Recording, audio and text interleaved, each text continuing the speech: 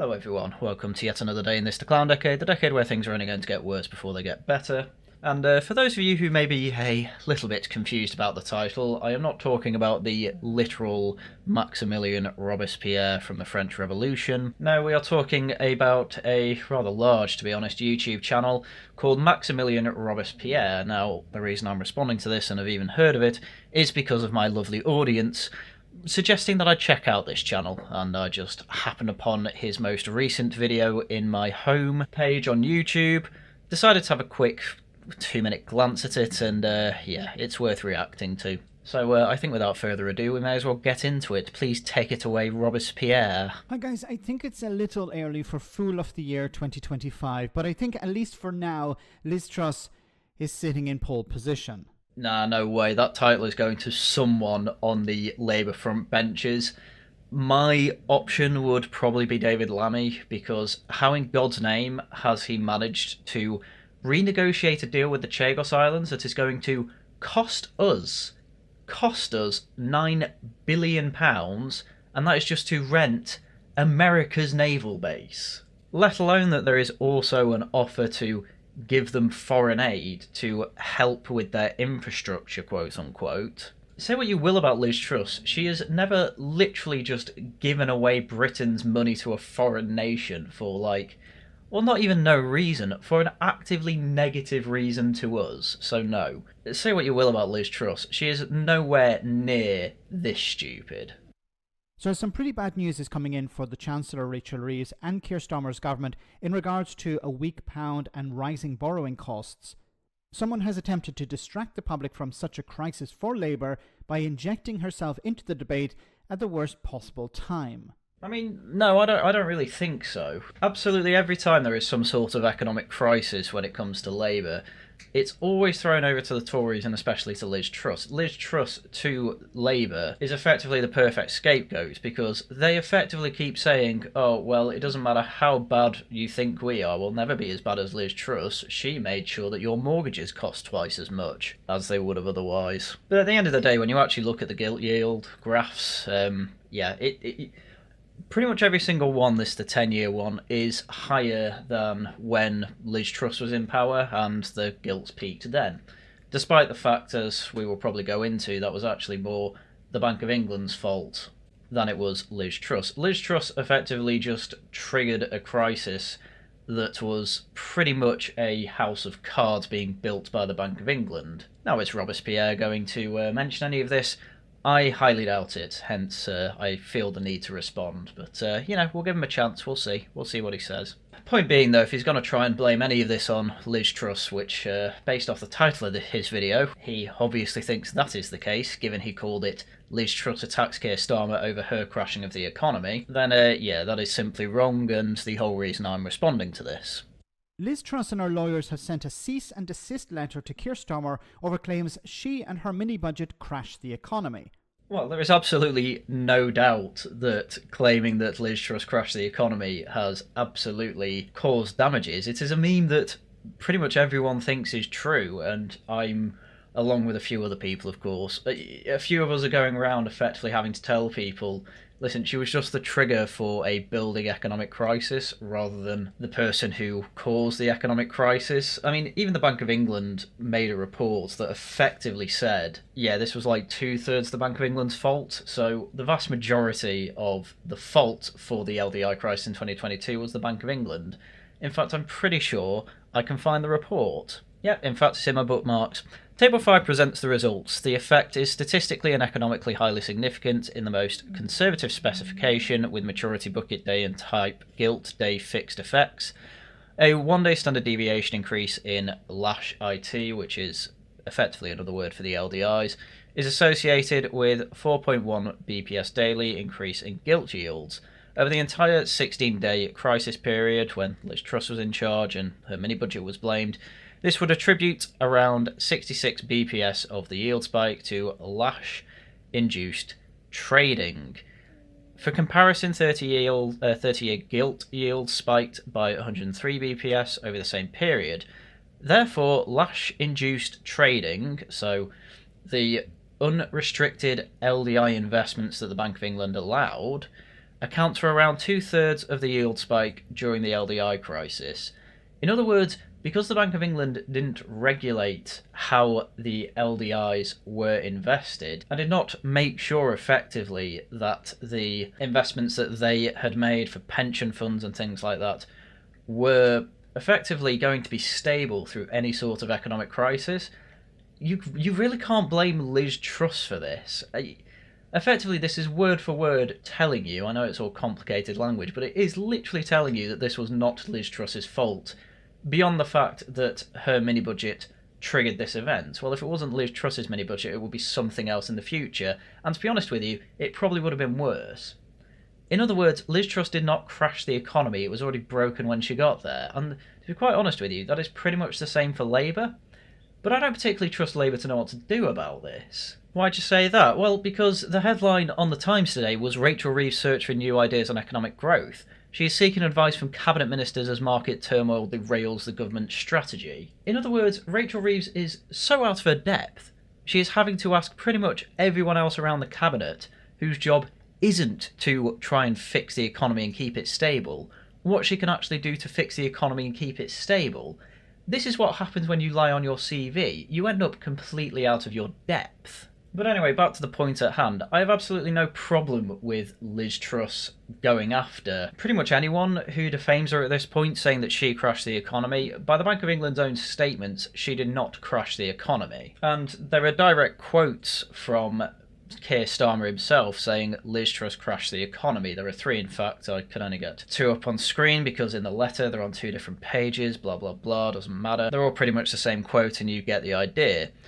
Liz Truss crashed the economy. Well, these are literally defamatory statements because if you don't think that this has damaged Liz Truss's reputation and ability, say, to earn money, get a job, anything like that, then this is in fact defamatory statements. And there are a number of defences for defamatory statements that Keir Starmer could put forward should this go to court and he not cease and desist, which, to be honest with you, I don't think he will, so it will be quite funny if this ends up going to court. But his easiest defence is simply saying that this is true. Well, given what I have just gone through with the Bank of England, this is obviously not true, so it'd be quite funny to see what else he tries to come up with. I think it'll be a lot like that Aaron Banks defamation case where Carol Cadwallader of The Guardian, who defamed him for saying, oh, he's got connections with Russians and things like that, which had turned out not to be true. She didn't even try and use the truth defence at all, but that is something that leftists will never bring up. Anyway, let's go back to Robespierre. The shortest prime minister in modern history also claimed such allegations are damaging her reputation. You couldn't make it up. Do you not think that saying that a person crashed the entire economy when it isn't true is not going to damage their reputation? Why are you saying that with disbelief? Of course that's damaged her reputation. What's the most obvious way it damaged her reputation? Oh, she was effectively strong-armed out at number 10. Some breaking news. The former Prime Minister Liz Truss has sent a cease and desist letter to Sir Keir Starmer, which have caused and will likely to continue to cause serious harm to her reputation. No, I have to say kudos to the journalist here for not bursting out laughing like I am.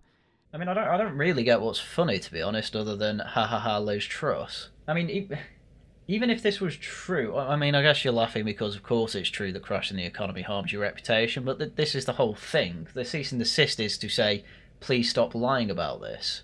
And I'll be honest with you, I don't think Liz Truss is under any other impression than obviously Keir Starmer is going to ignore this, and therefore I do hope she takes him to court, to be quite honest with you, because I genuinely think she has a good chance of winning. And if she ends up winning that case, can you imagine the turn in people's heads that would happen when it turns out that actually saying she crashed the economy is defamatory? I mean, I'm not going to get my hopes up or anything. I think if this ends up going to court, it will actually go in favour of Keir Starmer's favour, because technically, because she triggered the LDI crisis, even though 2/3 of it were not, well, it probably even more than 2/3 were not her fault. But even saying that, if we live on the best version of this timeline and a court document literally says it is defamation by the Prime Minister for his comments that he said during the election campaign, by the way, so he doesn't have parliamentary privilege in case you're wondering about that, and therefore needs to pay Liz Truss damages for claiming she crashed the economy. the whole media will not be able to print any sort of nonsense about that crisis again. Guardian opinion pieces are not going to know what to do when they're talking about the economy. You know, serious harm to her reputation. Liz Truss still has a reputation. How do leftists always manage to undermine themselves like this? Oh, how does Liz Truss still have a reputation? Yeah, this is her point. She has a bad one. This is her point. This is why she's trying to take this to court. Because her reputation, as you admit, has been ruined by this. Honestly, does she believe she has a reputation? Do her lawyers believe she still has a reputation? Is this guy missing brain cells? Like, this is why there's a defamation case. Well, there's not a defamation case yet. This is why they are pushing a defamation case if Keir Starmer doesn't cease and desist. Because her reputation has been ruined. Like, you're making the point for her. What's wrong with you? 1, those statements were false, and 2, the statements were likely to materially impact public opinion of our client while she was standing as the parliamentary candidate for the Conservative Party in South West Norfolk. This is a pile of crap because, as I mentioned before, and Sir John Curtis has pointed out on a number of occasions, the mini-budget seriously damaged the Conservative Party. It's not just Liz Truss that suffered the consequences of the mini-budget at the election. Conservatives in general suffered. Hang on, so your argument is that just because it doesn't only affect Liz Truss's reputation, that means that this defamation document is, to quote, a pile of crap, or this defamation letter. Yeah, well, she's not trying to go ahead and represent the entire Tory party. She's just going ahead and trying to represent herself. So, no, this isn't a pile of crap. She's just doing what she can do as an individual to fight the absolute nonsense that should crash the economy. This guy has nearly 200,000 subscribers, by the way, and this is his level of analysis.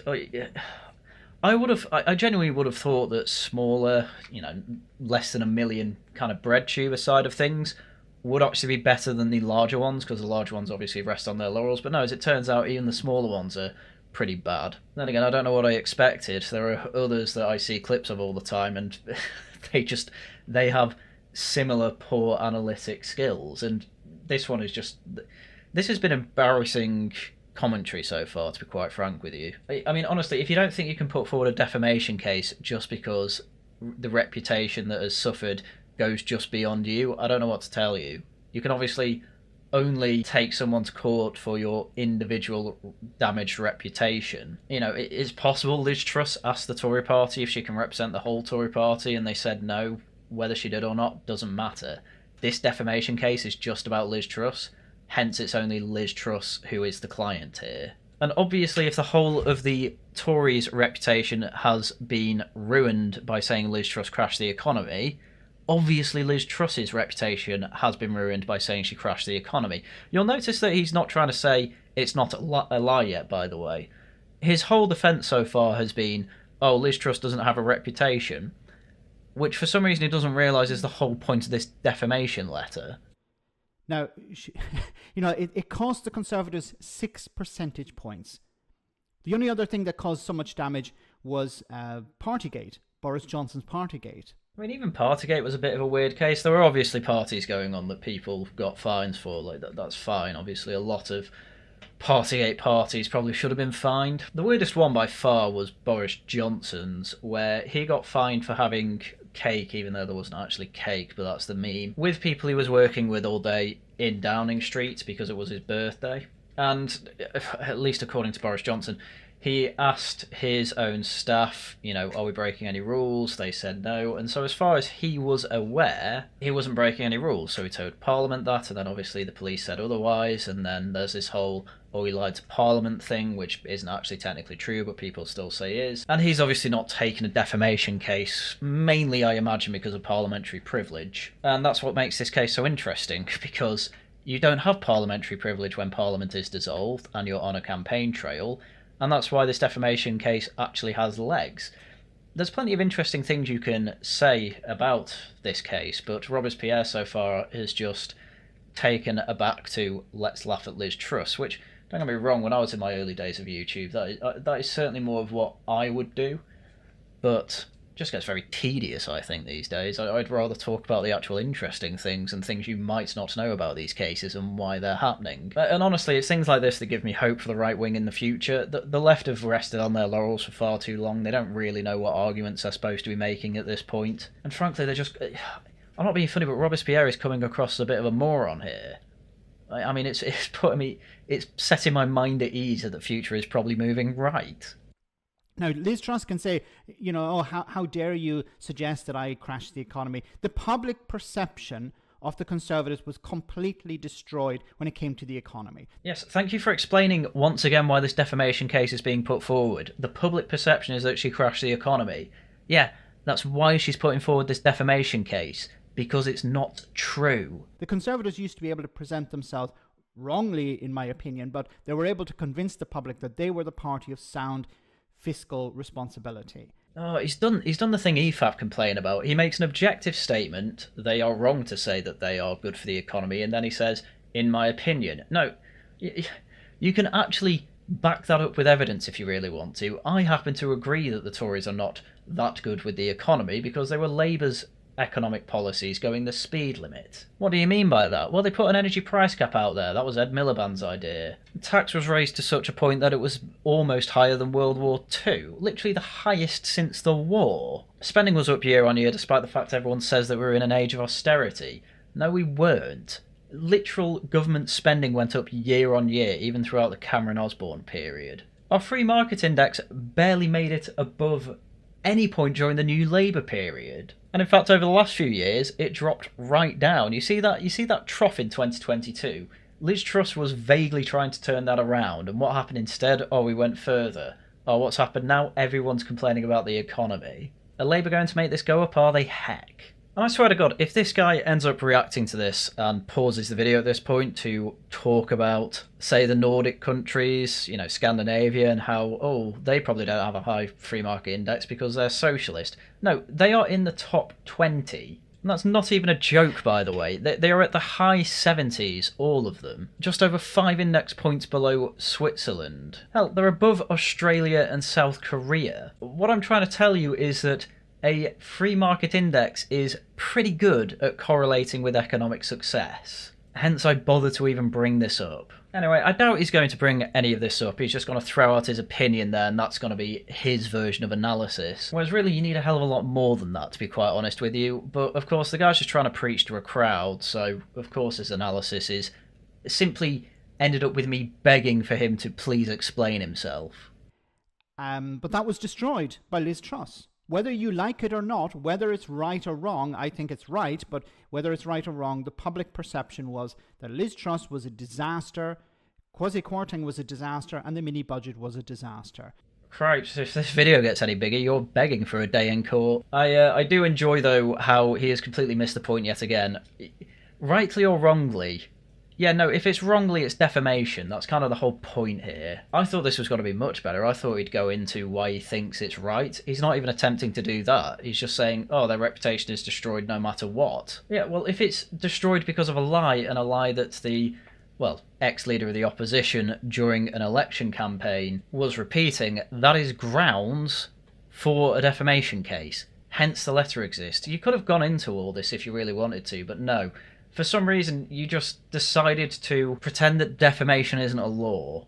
This is a really odd thing to say. Now, it drove up people's mortgages, so people actually felt a real impact there. Yeah, in like a month-long period, if that. You had to be pretty unlucky for this to affect your mortgage. I mean, I got a mortgage after this whole incident, and it wasn't a total disaster to apply and get, and it's not crippled me financially. But this is why it's best, and everyone advises this, to try and get 5-year fixed-term contracts on your mortgage, because, man, the economy isn't going to do too well in the next few years, and pretty much everyone has been expecting that to be the case. And yeah, this is part of the reason that the Tories have lost their credibility as the party of financial competency.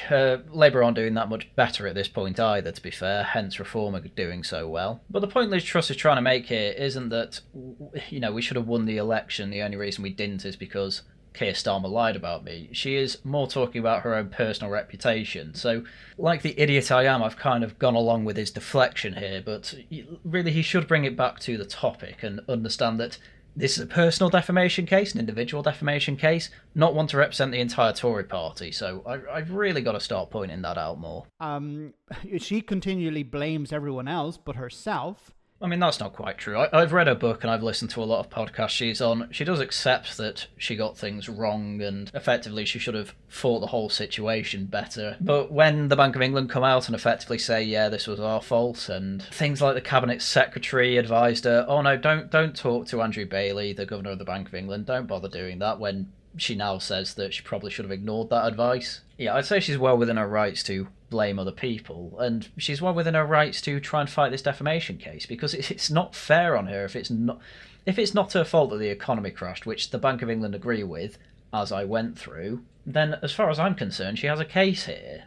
And now at this moment where, Labour and Keir Starmer and his Chancellor are facing a real challenge, they're being saved somewhat by Liz Truss, walking into this argument, walking into this discussion at the worst possible time. I'm not being funny, but I would argue that the Prime Minister being distracted by a court case, should it go to court, is not exactly ideal when he is trying to deal with an economic crisis. Unless you're talking about very short-term PR, yeah, maybe. But I implore you, please try and see into the future more than 2 days. Because I'm not being funny. You want to talk about a real challenge, but this was one of the funniest tweets I saw about the whole economic crisis we're currently in. From the Guardian's political editor, Kathleen Brooks, research director at Broker XTB, says there is no doubt that the UK gilts market is experiencing a crisis in confidence, much like it was with Liz Truss. But it's not a Liz Truss-style moment because pension funds have changed structures, so they're less exposed to rapid and unexpected rise in gilt yields. So, despite the fact that there is less confidence in the UK government debt market, the bond market, than there was under Liz Truss, it's worse now, they don't have the added excuse of the Bank of England screwed up by allowing unregulated LDI investments for years, building up a house of cards that collapsed under Liz Truss. Effectively, Liz Truss got all the blame for that, and then the Bank of England changed direction for how it regulates investments. And so, as much as you're trying to make out that, oh, this is a real crisis and, Labour are having real trouble here, Liz Truss, it was all her fault, it actually turns out it's the opposite. Liz Truss didn't have the added benefit of the Bank of England regulating investments properly, and yet she gets all the blame, and here you are trying to say, oh, this is all actually still a knock-on from Liz Truss. I mean, what a ridiculous statement. It's actually as a result of Liz Truss that we are not in a worse position than we would be if Labour got in without Liz Truss being in, to put forward a perfectly fine mini-budget, which, by the way, most of it was actually implemented. Well, mostly perfectly fine. It was one of the highest spending increases I think I've ever seen in my life. The rest of it was pretty good, though. But either way, point being, that was over 2 years ago now. There was complete change of tact even while Liz Truss was still in office. You can't put any of the current economic crisis on it. It's just not possible. This budget is all Labour's doing. Clearly the Chancellor is out of her depth as well. There's just no way to defend this. This is worse than the Tories, and pretty much everyone's agreed upon that by now. What does Liz Truss hope to achieve from this? I honestly don't know. What is the goal here? Well, if you bother to look up any sort of defamation case, what you end up winning is money for damages. Keir Starmer would also have to pay for the court's time. Keir Starmer might even be forced to apologise. And also, the biggest achievement out of all this, if she wins, it is literally defamation to say from now on that she crashed the economy. You literally can't say that without risking another defamation case, because literally if a court determines it's not true and there is no public defence for saying that, you literally can't say it again. It can't be said and be seen to be true. I can't think of a bigger win than that. The biggest meme about Liz Truss, that she crashed the economy, having a literal court document saying that's not true. What do you think she's trying to achieve from that? Again, I kind of hate to bring it up because it feels like I'm really envious, and to be honest, in a way I am. This guy has nearly 200,000 subscribers, and this is the level of his analysis. I've cut out just a load of unedited. He just let Sky News go on for minutes, and I've had to cut it out because it didn't add anything to the video. His video is 7 minutes long, and this is his analysis on Liz Truss's defamation case, which I was going to make a standalone video on it and go through how it's interesting, and I've gone through most of the points in this video already on how that's happened, so I guess you've had that, but it's intertwined with effectively 2 minutes of this guy talking and having nothing to add. It bothers me to no end that effectively the online sphere very much has gravitational pull, effectively to people with basically nothing to say, and all they do is effectively laugh at other people or call them stupid and call them names. And don't get me wrong, I call other people names all the time, but that is typically at the end of a pretty decent explanation of why I am saying that. With this, it's just, oh, you know all these underlying assumptions that you have? Yeah, this is why we need to laugh at Liz Truss. And what I find so interesting is that all those underlying assumptions, if this goes to court, could turn out to be defamatory. And I find that incredible. Like, you should actually be worried. You can't actually say this anymore without anyone pointing to a court and saying you can actually go to court for saying this.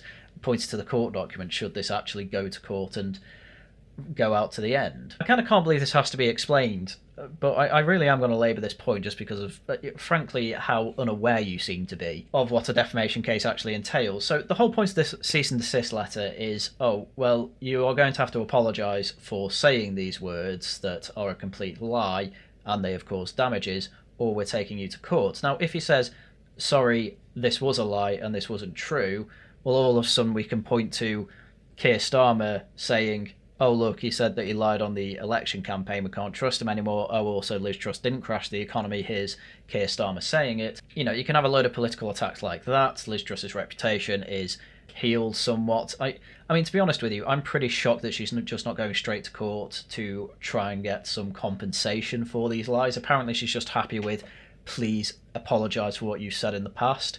Which, to be honest, from my point of view, is actually quite charitable. You know, I've always said Liz Truss is a good one, so it's good to see that this is pretty much entirely true. But as I say, should this go to court, she's expecting financial compensation should she win. She's expecting an apology should she win. She's expecting her reputation to be healed somewhat. Obviously, it's hard to actually heal it, hence financial compensation. And best of all, it's probably going to be quite humiliating to Starmer, again, should she win. So yeah, you may find it quite funny in the very short term here, but God knows where this is going to go in the future. It might go absolutely nowhere. You know, what's worst case scenario? We laugh for a couple of days about this. Liz Truss is an idiot. Best case scenario, it is nothing short of completely humiliating for absolutely not just Keir Starmer, but the media and everyone else who pushed the lie that Liz Truss crashed the economy. It's humiliating, it's a complete lie. And basically everyone who said it possibly defamed Liz Truss. I mean, I don't think she's going to bother going to court for all of these things. I think she just wants the reputation fixed. Because at the end of the day, listening to Liz Truss, it is very clear to me, that she cares deeply for the country and wants the country to succeed. And I'm very happy to see that. I can't say that for Labour. Labour just want the unions to siphon a load of money from everyone else. Hence, they've ended up completely crashing the economy because we can't afford it. Because what she's doing is she's shining a light on her once again. And she's shining a light on the Conservative Party once again. And she's shining a light on the mini-budget once again. Well, I mean, it doesn't really matter, does it? The Tories. Labour seem to bring up the Tories and their 22 billion black hole and Liz Truss every other day. Doesn't matter. Oh, Liz Truss is shining a light on this stuff that Labour can't stop bringing up. How does that make a difference? Who does this help? It doesn't help Liz Truss. It certainly doesn't help the Conservative Party. There's absolutely no intellectual curiosity in this brain, by the way. He's not at all tried to look into why Liz Truss might be doing this. All he's got is his assumptions, and he's running off with them. And if he can't understand why someone is doing something based off those assumptions, then he needs to go out and find out why. I do it all the time. Again, 200,000 people subscribe to this guy to say, oh yeah, I don't really know why stuff's happening.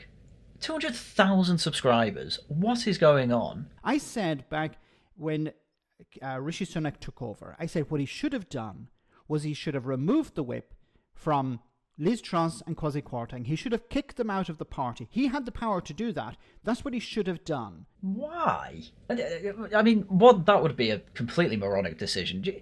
Oh yeah, let's kick out the members' choice from the party. That's a really good idea. Oh my god, you are making the online right look smart. You are making the online right look smart. I did not realise that this is how bad Robespierre is. I can't remember who suggested it, but thank you for suggesting this channel. This man is another level of moronic. I'm going to tell you what would happen if Rishi Sunak made that completely moronic choice to kick out Liz Truss and Kwasi Kwarteng from the party. You would see an exodus of Tory party members like you have never seen before. Like you saw over gay marriage, like something like half the membership left over that decision. Well, the number that they had left, which was like 160,000 at the time or something, more than half of them would have left. I guarantee it. Because everyone who voted Liz Truss would have left, because it's like, okay, I will follow wherever Liz Truss goes. And she probably would have joined Reform if she was kicked out of the party, to be quite honest with you. Which, to be fair, probably would have damaged Reform's reputation, given how much she's lied about. But regardless of that, it would have killed Tory party membership. The only people left will have been complete loyalists. So I know some loyalists who are still there, and they would absolutely have left if they kicked out Liz Truss for this. As I said, there is no analytical ability in Robespierre's brain as far as I can see. What a stupid move to suggest. Make a move that would, your party's already dying because they keep going too left-wing, and then you kick out the party member's choice for Prime Minister and leader? Like, are you mad? Upon what planet do you think that was a good idea? And the fact that you stand by that opinion as well is absolutely moronic. It defies all logic to me. But instead he didn't. He let them stay in Parliament until the general election, and they created problems for him.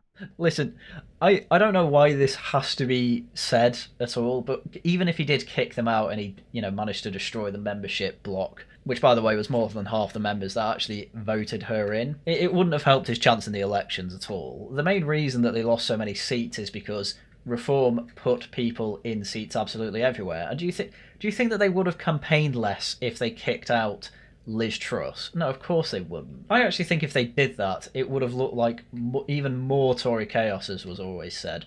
And from there, people would have had even less, especially die-hard Tory voters. They would have been thinking twice about voting for them. Reform will have seemed like a competent party compared to that.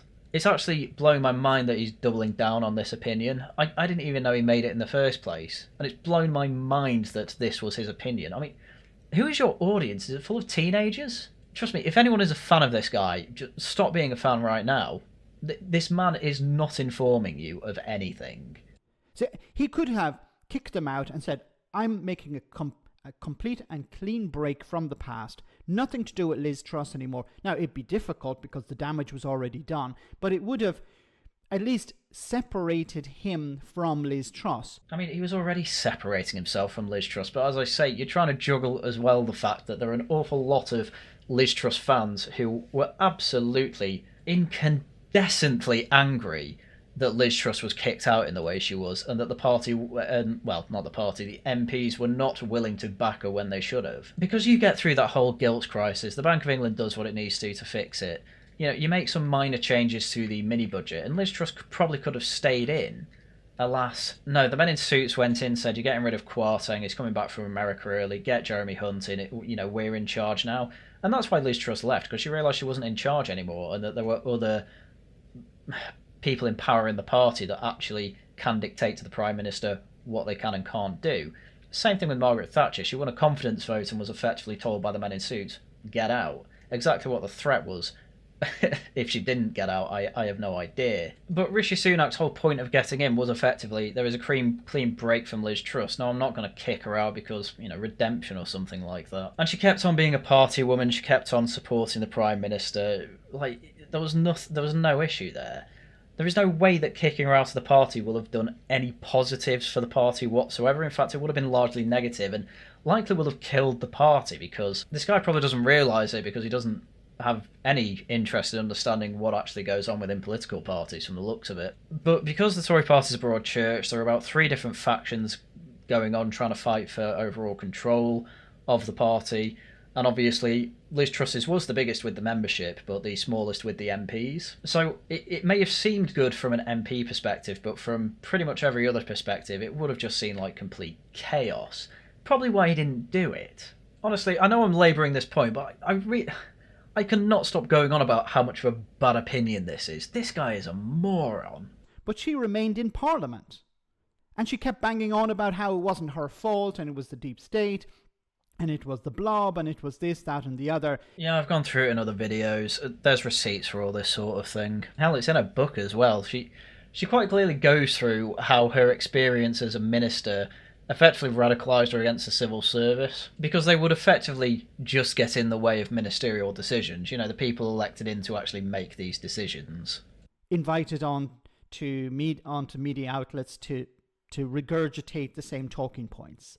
Well, yeah, an awful lot of people were quite interested in, you know, Liz Truss, what happened from your perspective. Like, of course they're going to give their perspective. You'll also notice, once again, he's not actually trying to debunk anything she said here. He doesn't even really understand what defamation is from the looks of it. Instead, this whole video has just been, I don't like Liz Truss and you shouldn't either. Why? Couldn't really tell you. Oh, she crashed the economy. Okay, well, she didn't, hence the defamation case. Oh, why is she bringing attention back to herself? Labour have been doing nothing but bring attention to her. That's why she's bringing the defamation case up. Like, are you an idiot? What's wrong with you? And it damaged the Conservatives severely. Hence, she's bringing forward this defamation case. And I think, in a sense, at least in the short term and medium term... Sorry, but it's quite clear that me and this guy have the same style when it comes to editing. Neither of us script. But what this guy seems to be doing here is just kind of doing a first draft speech and then leaving it in. It has to be said here. I've had to cut out a few pieces like this. This was effectively 5 seconds of dead air.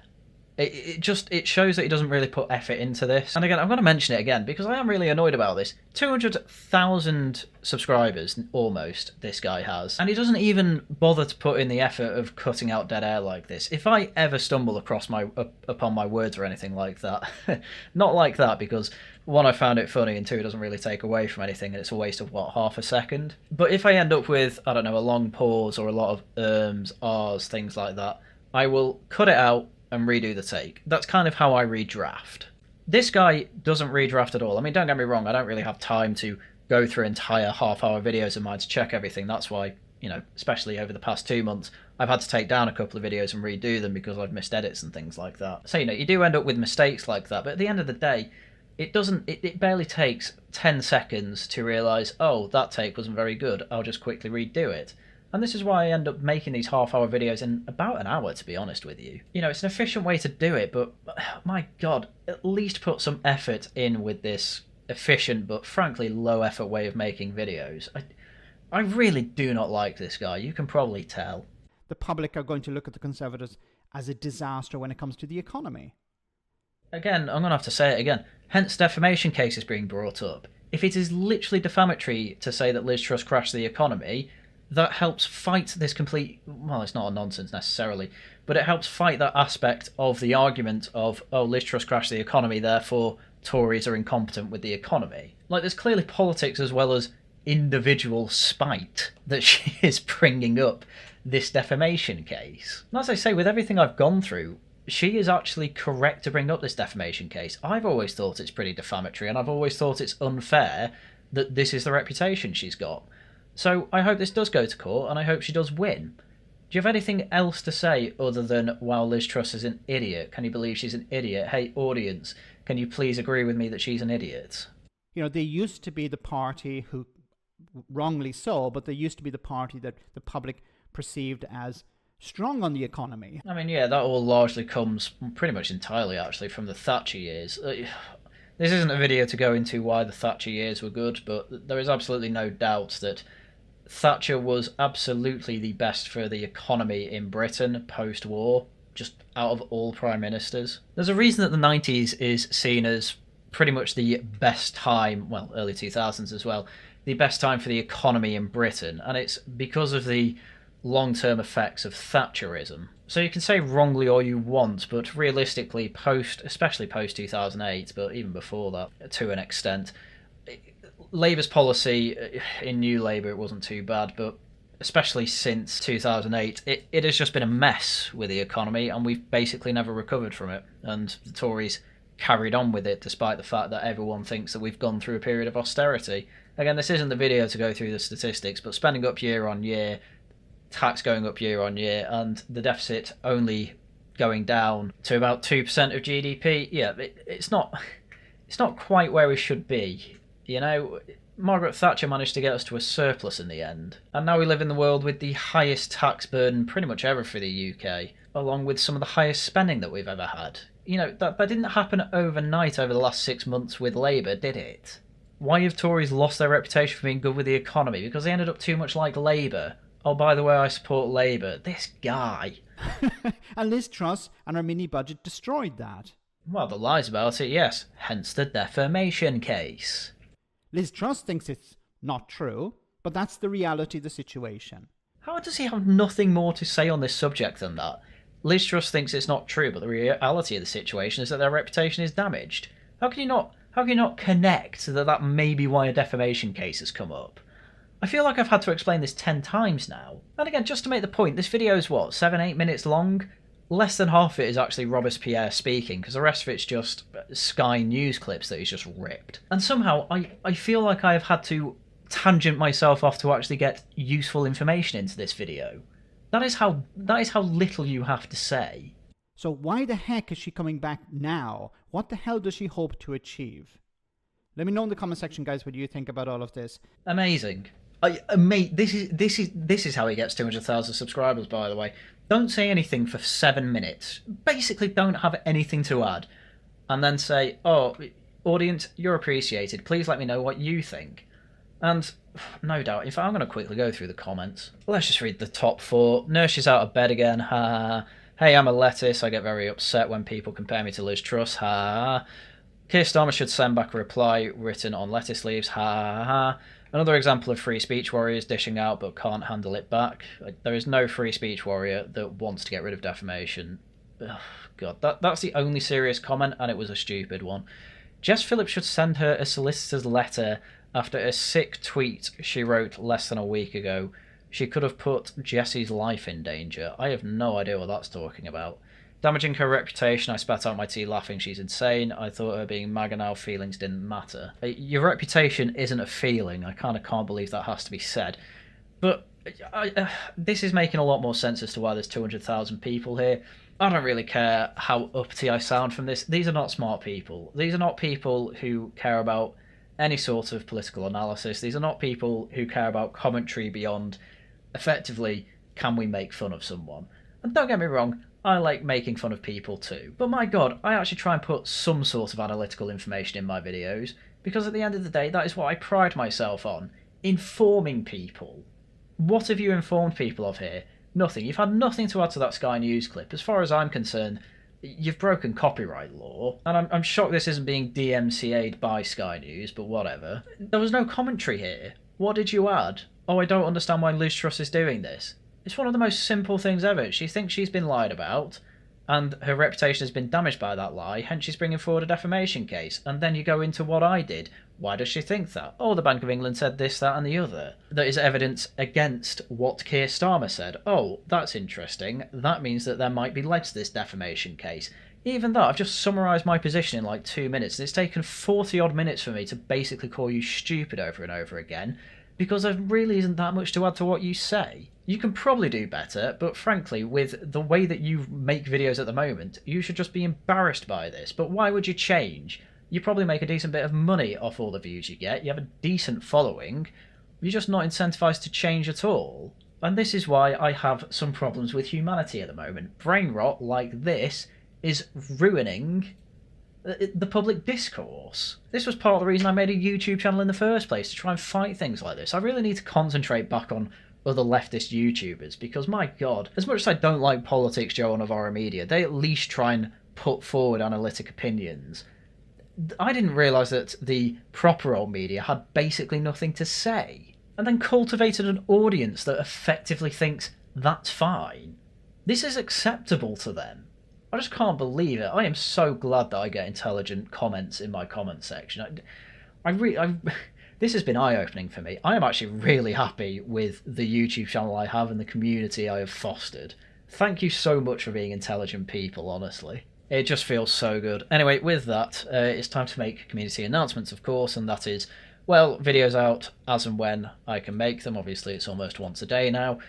On Tuesday, it will be Tosh News with a panel from the Worcester Club, so go over to join the Discord and subscribe to the Worcester Club to get latest updates on things like that. Next Saturday, it's Laughing at the Guardian with some whamming, so look forward to that as well. If you want to support the channel, do subscribe. That is the easiest and most free way to do it. If you think I deserve more than that, then obviously you can become a member. Starts at £2 a month, but you can go above that if you think I deserve more. And you can also send super chats and super thanks. They are also direct ways to help the channel, and I of course appreciate every single one of them. But with that, that's everything I had for you for today. I don't know if I'm ever going to go through a Robespierre video again. That was just so embarrassing, but well, anyway. With that, it's everything I had for you for today. So once again, thank you very much for watching, and until next time, goodbye.